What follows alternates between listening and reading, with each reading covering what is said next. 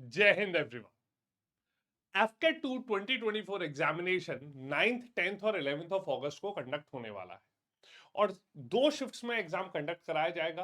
पर last minute कुछ ऐसी चीजें हैं जो स्टूडेंट्स को ध्यान रखनी चाहिए। तो आज की इस वीडियो में मैं जल्दी से आप लोगों के साथ डिस्कस करने वाला हूं कि all the important dos and don'ts around the AFCAT 2 2024 examination. कितना एक कट ऑफ जो है उसे हम लोग टारगेट लेकर चलें, उसे हम लोग एम लेकर चलें। और तीसरी चीज मैं आपके साथ डिस्कस करूंगा कि आप एफकेट 2 2024 में एग्जामिनेशन हॉल में पेपर को कैसे अटेम्प्ट कर सकते हैं। तो आज के इस सेशन में बहुत जरूरी ये जानकारियां मैं आपको दूंगा, तो प्लीज देखिए और अपने फ्रेंड्स के साथ शेयर करना ना भूलिए। और अगर आपको वीडियो अच्छी लग रही है तो इस चैनल को सब्सक्राइब जरूर कीजिएगा। अब यहां पर सबसे पहले अगर बात की जाए तो एफकेट पेपर का अगर हम ओवरऑल इन जनरल पैटर्न देखते हैं तो रिसेंटली जो क्वेश्चन पेपर पैटर्न फॉलो किया जा रहा है उसमें जीके में यू गेट 25 क्वेश्चंस, ठीक है। Total 100 questions worth 300 marks. Okay. Reasoning 25 questions, maths 20 questions, English 30 questions. तो इंग्लिश की ऑल इन ऑल वेटेज जो है वो सबसे ज्यादा है। अब इस पेपर को अटेम्प्ट कैसे करें वो डिटेल में बताऊंगा, बट उससे पहले आपको बता देता हूं कि important dos and don'ts around the examination. Clear. आखिरी दिन अब आपको क्या करना चाहिए, और उससे पहले सबसे जरूरी चीज है कि एग्जाम में हमें किस टेम्परामेंट के साथ, किस एटीट्यूड के साथ, किस कंपोजर के साथ पेपर को अटेम्प्ट करना चाहिए। अब सबसे पहले मैं आपको ये बताना चाहूंगा कि ये जो एफकेट एग्जामिनेशन है, by and large it is not a GK oriented exam. ठीक है। यहां पर बहुत ज्यादा आपको ना तो जीके के क्वेश्चंस ऐसी चीज है जिसके ऊपर आप डिपेंडेंट होकर एग्जाम क्रैक कर सकते हैं। अगर अच्छा स्कोर आपको लेकर आना है तो मैथ्स, रीजनिंग और इंग्लिश को आप टारगेट कीजिए, क्योंकि ऑल इन ऑल जो जीके है वो फैक्चुअल रहती है। और अगर किसी भी कैंडिडेट के लिए टफ है, ठीक है, तो ओवरऑल आप देखेंगे कि सभी स्टूडेंट्स को वहां पर टफ लगती है। और टफ भी क्यों लगती है एफकेट की जीके, क्योंकि यहां पर आप लोगों से कोई यूपीएससी की तरह कंसेप्ट बेस्ड क्वेश्चंस नहीं पूछे जा रहे, सीडीएस की तरह यहां पर फैक्चुअल रोट लर्निंग वाला जो डेटा है वो पूछा जाता है। ठीक। अब यहां पर अगर हम शुरुआत करते हैं तो सबसे पहले क्या क्या चीजें डूज एंड डोंट्स, एक फाइनल चेकलिस्ट जो है वो मैं आपके साथ यहां पर डिस्कस कर लेता हूं। तो सबसे पहले यहां पर कैंडिडेट्स को क्या क्या लेकर जाना है, तो एग्जामिनेशन हॉल में एडमिट कार्ड लेकर जाइए। ठीक है। मैं सजेस्ट करूंगा कि एडमिट कार्ड की 2 कॉपीज ले जाइए। ठीक है। वेदर कलर्ड प्रिंट आउट और ब्लैक एंड व्हाइट। ठीक है। जो आपके पास सूटेबल है, जो आपके पास अवेलेबल है वो ले जाइए। ठीक है। 2 कॉपीज किस लिए लेकर जाने के लिए मैं कह रहा हूं, बारिश का मौसम चल रहा है, बाय चांस एक कॉपी आपकी खराब हो गई तो एटलीस्ट आपके पास एक कॉपी सही रहेगी। ठीक है। आधार कार्ड आपको ओरिजिनल लेकर जाना है। ठीक है। ओरिजिनल आधार कार्ड के साथ साथ आपको एक और फोटो आईडी प्रूफ कैरी करना है, जैसे PAN card, passport, driving licence, voter ID card, कोई कॉलेज आईडी कार्ड और any other card that is issued by a public authority. ठीक है। ये जो कार्ड है ये आपके नेम को क्रॉस चेक करेगा, फादर्स नेम को और डेट ऑफ बर्थ के लिए। क्लियर। तो किसी भी अगर आईडी कार्ड में ये सभी डिटेल्स मौजूद हैं आप इसे लेकर जा सकते हैं। इसके साथ साथ 2 पासपोर्ट साइज कलर फोटोग्राफ्स आपको लेकर जाने हैं। ये सेम वही फोटोग्राफ्स होने चाहिए जो आपने ऑनलाइन फॉर्म में अपलोड किए हैं। ठीक है। सभी कैंडिडेट से मेरी रिक्वेस्ट है कि लास्ट डे का वेट मत कीजिएगा कि अगर 9th को एग्जाम है तो सर 8th को प्रिंट आउट निकलवा लेंगे, 8th को डाउनलोड कर लेंगे। नहीं, जल्दी से डाउनलोड कीजिए, आज ही प्रिंट आउट निकालिए। ठीक है। इसके साथ साथ बॉल पॉइंट पेन आपको लेकर जाना है, ब्लू और ब्लैक, कोई भी आप एक पेन ले जाइए। ठीक है। अगर आपको लगता है कि कहीं खो ना जाए तो 2 पेन ले जाइए। ठीक है। ऑनलाइन पेपर है तो ब्लैक पेन का जो इस्तेमाल है या ब्लू पेन का जो इस्तेमाल है वो सिर्फ आपके जो क्रेडेंशियल्स हैं उन्हें फिलअप करने के लिए, इसके अलावा आपको अपने अटेंडेंस सिग्नेचर के लिए जरूरत पड़ेगी। इसके साथ साथ पेपर में कहीं भी इसकी आवश्यकता नहीं है। ठीक। सबसे जरूरी चीज है कि एग्जामिनेशन सेंटर पर ध्यान से आपको पहुंचना है। ठीक है। अगर 8 बजे का रिपोर्टिंग टाइम है, 7:30 टारगेट कीजिए। ठीक है। बारिश का मौसम है, जैम कहीं भी मिल सकता है, वाटर लॉगिंग आपको मिल सकती है। तो जहां पर आप कई बार देखते हैं कि जो आपका पेपर है, ठीक है, उससे भी तकरीबन 1-1.5 घंटे पहले आपको रिपोर्टिंग टाइम दिया जाता है, तो कोशिश कीजिए उससे भी पहले पहुंच जाइए। ठीक है। सेंटर लोकेट कर लीजिए पहले ही, ताकि आप बिल्कुल एग्जैक्ट लोकेशन पर पहुंचे और कहीं मिस ना करें। ओके। इसके साथ साथ अगली चीज, एडमिट कार्ड आपको लेकर जाना है। यहां पर डेट, शिफ्ट जो है अपनी वो देख लीजिए, रिपोर्टिंग टाइम जो है वो आपका देख लीजिए, 8:30 AM का रिपोर्टिंग टाइम दिया है आपको, 8 AM टारगेट यहां पर लेकर चलिएगा। क्लियर। पासपोर्ट साइज फोटोग्राफ जो है वो पेस्ट कर लीजिएगा पहले ही, ठीक है। इसके साथ साथ जो थंब इंप्रेशन है वो एडवांस में, सिर्फ सिग्नेचर आपको जो एयरफोर्स के ऑब्जर्वर हैं उनके सामने करना है। Clear. Next moving ahead, dress code क्या रहने वाला है, ठीक है। ड्रेस कोड में आपको स्लीपर्स पहन के जाना है, तो वैसे भी अगर हम इस समय पर वेदर स्पेसिफिक बात करें तो इस मौसम में स्लीपर्स ही सबसे ज्यादा कन्वीनियंट रहने वाले हैं। Sandals with flat heels and thin sole. Clear. Closed footwears like shoes will not be allowed, तो यहाँ पर बहुत ज्यादा जो चीटिंग होती है उसे खत्म करने के लिए ये पैरामीटर्स ध्यान में लाए गए हैं।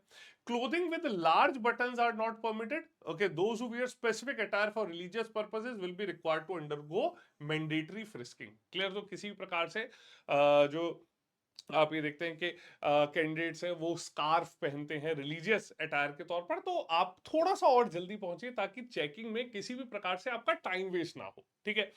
टाइम वेस्ट में सबसे बड़ी दिक्कत क्या आती है कि एक वो पेपर से पहले ना अनवांटेड एंजाइटी क्रिएट हो जाती है। क्लियर। तो इन सभी चीजों का आपको ध्यान रखना है। क्लियर। अब उसके साथ साथ मैं तो सजेस्ट करूंगा कि do wear very very comfortable, ठीक है, क्लोथ्स, बिल्कुल कंफर्टेबल कॉटन टी शर्ट पहन के जाइए, ठीक है, शॉर्ट्स पाजामाज पहन के जाइए कंफर्टेबली विद सैंडल्स और स्लीपर्स। ओके।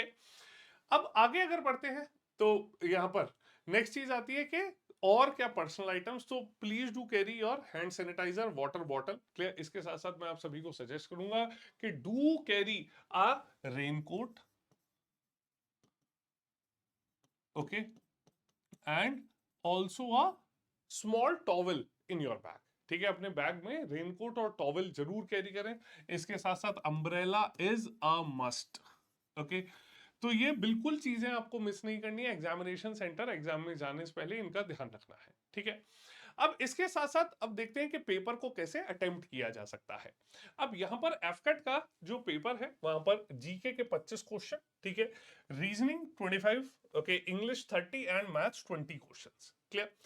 मेरा हमेशा से ये सजेशन रहता है कि जब भी आप पेपर को अटेम्प्ट करते हैं, ठीक है, इनिशियली कोई भी ऐसी चीज अटेम्प्ट ना करें जो आपका बहुत ज्यादा टाइम कंज्यूमिंग हो। क्लियर। कई बार कैंडिडेट्स जो हैं वो मैथ्स इनिशियली अटेम्प्ट करते हैं और उन्हें लगता है कि सबसे पहले 20 क्वेश्चन कर देते हैं, पर पता चला ये 20 क्वेश्चन में 1 घंटा लग गया, और उसके बाद आप लोग इतने एंक्शियस हो जाते हैं कि बाकी आते हुए क्वेश्चंस भी आप गलत कर देते हैं, ठीक है। मेरा ये सजेशन है कि सबसे इजीएस्ट यहां पर जीके रहता है, ठीक है। जीके में आपको वन लाइनर क्वेश्चन मिलेंगे, फैक्ट बेस्ड क्वेश्चन मिलेंगे। तो ये जो फैक्ट बेस्ड क्वेश्चंस आपको दिए जा रहे हैं, इन सभी फैक्ट बेस्ड क्वेश्चन में वन लाइनर है, ना तो पढ़ने में बहुत ज्यादा समय लगेगा ना ही आंसर मार्क करने में। Clear. So as far as a good student if you have practice, ठीक है, अच्छे तैयारी करके, और हर व्यक्ति हर बच्चा जो है, ये जो जीके के 25 क्वेश्चन है, maximum it will take 15 to 20 minutes for you to attempt them। Clear. 15 से 20 मिनट लगेंगे इन्हें अटेम्प्ट करने में, तो ये 25 क्वेश्चन सबसे पहले अटेम्प्ट कर दीजिए। क्लियर। इसके बाद अगली चीज जो आती है वो है इंग्लिश, ओके। अब इंग्लिश में भी ऐसा तो है नहीं कि इंग्लिश में कुछ नया आ जाएगा, ठीक है, कुछ आउट ऑफ द सिलेबस आ जाएगा, वही ग्रामर आप पढ़ रहे हैं, उसी प्रकार के कॉम्प्रिहेंशन, उसी प्रकार के एरर स्पॉटिंग के क्वेश्चंस जो है वो हर बार मिलते हैं आपको। क्लियर। सो दीज 30 क्वेश्चंस में at most take 30 minutes to 40 minutes, okay. तो सबसे पहले जीके अटेम्प्ट कीजिए, जीके के बाद इंग्लिश अटेम्प्ट कीजिए। क्लियर। अब फिर आपको अगर लगता है कि आपकी जो कमांड है, okay, that is more over the reasoning part, okay, then you may go for reasoning. अगर आपको लगता है कि नहीं मैथ्स आपका ज्यादा स्ट्रांग है तो फिर मैथ्स अटेम्प्ट कर दीजिए। Clear. So this can be interchange, तो आप जो यहां पर depending upon your suitability, your area, your strong area, okay, do attempt them। Clear। Supposedly if you start off with reasoning, अब आप यहां पर देखते हैं कि आपके 15-20 मिनट्स 30 to 40 मिनट्स आपके यहां पर लगे, सो मैक्सिमम अगर यहां पर देखा जाए 45 to 50 मिनट्स आपके अभी तक कंज्यूम हुए हैं, ठीक है। 45 मिनट्स टू एटमोस्ट 50 मिनट्स आपके यहां पर कंज्यूम हुए हैं। क्लियर। इसके साथ साथ फिर रीजनिंग या मैथ्स जो है उसे अटेम्प्ट कीजिए, अभी भी आपके पास यहाँ पर 2 घंटे का पेपर है टोटल, क्लियर। 100 क्वेश्चन है, आपके पास अभी भी 1 आवर 10 मिनट्स का समय बचा हुआ है, ठीक है। तो ऐसे केस में रीजनिंग की क्योंकि थोड़ी सी वेटेज भी ज्यादा है, क्लियर। आपको लगता है कि रीजनिंग रिलेटिवली कैलकुलेशंस भी बहुत नहीं है, क्योंकि मैथ्स के पेपर में मैंने रिसेंटली क्या देखा है कि पिछले 2 से 3 साल से एफकेट का जो पेपर आ रहा है वो बहुत आसान नहीं है। मैथ्स के इवन दो क्वेश्चंस बहुत टू द पॉइंट हैं, डायरेक्ट है, फॉर्मूले बेस्ड है, बट कैलकुलेशंस बहुत इन डेप्थ में इन्वॉल्व है, तो ये काफी टाइम कंज्यूम कर लेती है। तो आप, मेरा ये सजेशन है कि गो अहेड विद रीजनिंग, क्लियर। अब रीजनिंग अगर आप यहां करते हैं बहुत कंफर्टेबली भी, आप ये इंश्योर करते हैं कि 25 क्वेश्चन में से ठीक हो जाए, क्लियर। तो यहां पर आप फिर रीजनिंग अटेम्प्ट कीजिए, क्लियर। रीजनिंग जब आप अटेम्प्ट करेंगे तो ये जो 25 क्वेश्चन है, ठीक है, दीज 25 question they will take hardly 30 to 40 minutes, clear. Okay, 30 to 40 minutes का टाइम आपके पास अभी भी बच गया है, क्लियर। सो 30-40 मिनट्स आपने करा, उसके बाद आपके पास 30 से 40 मिनट है, क्लियर। तो मैथ्स के ये जो 20 क्वेश्चन है, ठीक है, आप इन्हें कंफर्टेबली करें, क्लियर। एनी टाइम जो जो भी रिमेनिंग टाइम आपके पास बचता है, आपको लगता है कि अगर इसमें कैलकुलेशंस भी बहुत ज्यादा इन्वॉल्व है, then you can go ahead with this, clear. अब ये मैं कई बार आपको क्यों सजेस्ट करता हूं, क्योंकि वैसे तो हर स्टूडेंट का पेपर को अटेम्प्ट करने का अपना स्टाइल होता है, अपना तरीका होता है, ठीक है। बट कई बार जब आप सपोज मैथ्स पहले आप करने बैठ गए और मैथ्स में आपका 1 घंटा लग गया, तो अनवांटेड एक प्रेशर बिल्ड होने लगता है आपके ऊपर, और उसकी वजह से आते हुए क्वेश्चंस में भी ना जल्दबाजी में कई बार गलतियां हो जाती हैं, ठीक है। तो ऐसे केस में जब भी आप अगर ये एक स्मार्टली पेपर अटेम्प्ट करेंगे, okay, then you will be left with a good amount of time, okay, and that will not make you very anxious, ठीक है। आपको बहुत ज्यादा एंजाइटी भी नहीं होने वाली, ठीक है। और आप हर टाइम ये सोचेंगे कि अच्छा अगर मैथ्स के आखिरी में सपोज 5 क्वेश्चन भी बचे हुए हैं, ठीक है, और 10 मिनट बचे हुए, घबराने की जरूरत नहीं है, क्योंकि वो जो रिमेनिंग 90-95 क्वेश्चन हैं, you have at least attempted them, ठीक है। करे हो ना हो, आते हो ना हो, बट आप एटलीस्ट उन्हें देख चुके हैं, और जितने क्वेश्चंस आते थे वो कर चुके हैं, clear. So this is my suggestion for you, that is how you can attempt the FCAT paper, okay, so as to produce the best desired results, clear. इसके अलावा आप लोगों का अपना स्टाइल होता है, कई बार स्टूडेंट्स जो है वो इंग्लिश पहले अटेम्प्ट करते हैं, you can go ahead with English, कोई इशू नहीं है। आप इंग्लिश पहले, जीके बाद में भी कर सकते हैं, क्लियर। क्योंकि जीके के ये जो 25 क्वेश्चन है, they will hardly take 15 to 20 minutes, because they will be one liners, okay. But do not leave them for the end, because in the end when the time is less, okay, आपके ऊपर pressure इतना ज्यादा हो जाता है कि कई बार ना चीज सोचने में आपको समय लगता है और वो याद नहीं आती, clear. So either you can start off with English और you can start off with GK, clear. So that would be the best strategy for you to attempt this paper, clear. अब अगला सवाल आता है कि सर अभी paper में 1 दिन का समय बचा हुआ है, तो हम 1 दिन अब बचे हुए दिन में क्या करें, क्लियर। इसके साथ साथ पेपर में सबसे पहले मैं आपको ये बताता हूं कि पेपर में कुछ चीजों का जिनका ध्यान रखना जरूरी है, वो पहले आपको बताता हूं। अब जब भी आप रीजनिंग अटेम्प्ट कर रहे हैं, ध्यान दीजिए कि नॉन वर्बल रीजनिंग के जो क्वेश्चन है, ठीक है, non verbal reasoning basically figure based question, इनके ऊपर समय दीजिए, क्योंकि कई बार, okay, so that you do not miss any detail, clear.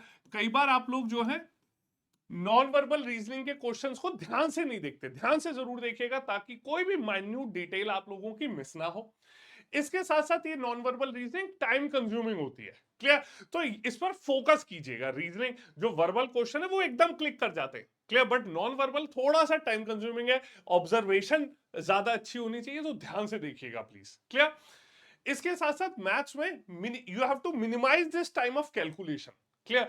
तो कैलकुलेशन का टाइम अगर आपको मिनिमाइज करना है, कई बार स्टूडेंट्स क्या करते हैं कि सिर्फ आंसर देख के फिर गैस करने लगते हैं कि अच्छा यही आएगा सॉल्यूशन, नहीं, प्लीज आपको लास्ट तक, एंड तक क्वेश्चन को सॉल्व करना है, and please do target upon minimising the time of calculation, clear, कि उसमें बहुत ज्यादा समय ना लगे, क्लियर। क्योंकि एक्चुअली जो आपका फॉर्मूला है, आपका सॉल्व आप कर चुके हैं, अब जो छोटी छोटी कैलकुलेशन है उनका ध्यान दीजिए, तो उसके लिए थोड़ा सा स्क्वायर्स, क्यूब्स जो है वो याद रख के जाइएगा, ओके।